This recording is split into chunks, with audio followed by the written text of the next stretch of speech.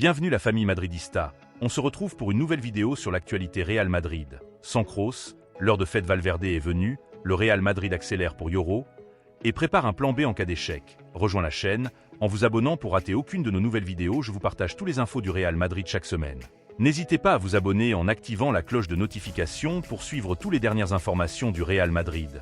Je vous dis, tout on commence. Sans Kroos, l'heure de fête Valverde est venue. Kroos l'a nommé son héritier lors de la célébration du 15e, et l'Allemand connaît mieux que quiconque les besoins de Madrid sans lui. L'Uruguayen a grandi dans l'ombre du trio Casemiro Modric Kroos, a appris le métier et la philosophie du jeu auprès des madridistas. Federico Valverde, 25 ans, terminera sa 6e saison en équipe première du Real Madrid, lequel il est arrivé pour gagner une place dans un milieu de terrain considéré comme l'un des meilleurs au monde. Le trio Casemiro Modric Kroos était ensemble depuis 4 ans lorsqu'ils ont débarqué et cela a continué pendant encore 4 ans. 8 saisons au cours desquelles l'Uruguayen a appris le métier et la philosophie nécessaires pour être milieu de terrain du Real Madrid.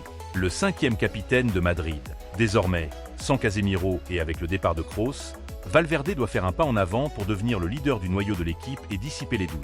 Il a les conditions pour assumer ce rôle, une autre chose est qu'il impose sa personnalité pour le faire à partir de ce profil modeste et empathique qu'il dégage. Il continuera à bénéficier du soutien de Luka Modric pour guider ses pas en cas de doute, un compagnon de voyage expert pour répondre aux besoins de l'équipe. Valverde a gagné le respect de ses coéquipiers et de ses adversaires. Il fait déjà partie des vétérans et de l'équipe, il aura 26 ans le 22 juillet. Malgré son âge, il est le 5e joueur à rester le plus longtemps dans l'équipe derrière Carvajal, Modric, Lucas Vázquez et Ceballos, et il est égalé par Vinicius et Courtois, même s'ils ont ensuite signé avec l'équipe madrilène. Il commence à avoir un poids spécifique dans le vestiaire qu'il faudra transférer sur le terrain. Il n'a plus d'excuses, il a quitté sa queue pour être une tête de lion. Avec le saut du joueur uruguayen, Kroos, qui est son idole depuis qu'il est petit, a précisé qu'il héritait du « lui » qu'il laisse vacant. Il sera désormais l'entraîneur qui guidera le jeu de l'équipe, soutenu par Modric, Bellingham, Tchouaméni, Camavinga ou Ceballos, mais il a la responsabilité d'être la référence. Personne ne doute de ses qualités et, surtout, de son énorme compétitivité qui lui donne ce charisme que portent les joueurs uruguayens, qui ne se retiennent pas et ne donnent rien sur le terrain.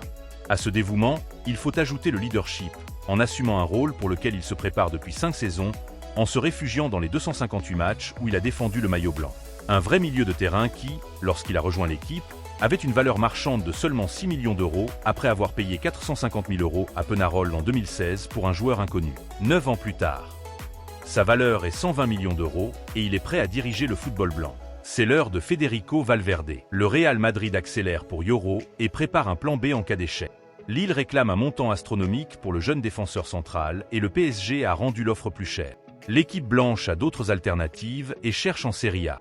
Le Real Madrid espère conclure dans les 2 prochaines semaines la signature de Lenny Yoro, le jeune défenseur central lillois appelé pour couvrir le départ de Nacho Fernandez et dispose d'une alternative au cas où le club français ne baisserait pas ses prétentions. Juni Calafa, le dirigeant blanc du club qui gère l'opération, envisage 2 scénarios. La préférence du Real Madrid était que Lenny Yoro, 18 ans, prolonge son contrat avec Lille jusqu'au 30 juin 2025 et arrive avec l'espoir de liberté sous le bras. Pour y parvenir, Nacho Fernandez aurait dû continuer une campagne supplémentaire. Mais l'actuel capitaine madrilène et international espagnol a décidé de parier sur l'offre succulente du football saoudien. Cela amène le club méringué à négocier avec Lille dont les prétentions, d'emblée, sont stratosphériques, 70 millions d'euros. Selon le journal A, Carlo Ancelotti ne veut pas attendre un an pour avoir le nouveau talent français, 18 ans, ou une alternative similaire. L'Italien souhaite avoir le remplaçant de Nacho au début de la pré-saison 2024 à 2025, le 15 juillet prochain, et c'est le moment dont, en principe, disposent les services techniques du club pour trouver la solution aux besoins de Carleto. À partir d'aujourd'hui, les défenseurs centraux de l'équipe sont Rafa Marin, récupéré, qui devrait en principe repartir après avoir terminé son prêt à l'Aves, Militao et Rudiger, actuellement appelés par leurs équipes nationales participant respectivement à la Copa América et à la Coupe d'Europe, et David Alaba, suite au processus de récupération de sa grave blessure au genou. Le Real Madrid est en compétition pour Lenny Yoro avec le PSG qui aurait formulé une première offre de 60 millions d'euros. Le joueur a fait la sourde oreille aux appels de Manchester United et de Liverpool et préférerait se rendre à Madrid, qui ne met pour l'instant qu'un maximum de 40 millions sur la table, en plusieurs tranches et avec une série de bonus supplémentaires. Leur autre atout serait de faire pression sur d'autres noms. Selon la Gazzetta dello Sport, le Real Madrid se serait interrogé sur Ricardo Calafiori, 23 ans, dont le transfert Bologne valorise à 40 millions d'euros et pour qui la Juventus Turin s'est également renseigné. Le club bolognais doit livrer 40% de toute opération à Bâle, l'ancienne équipe de Calafiori.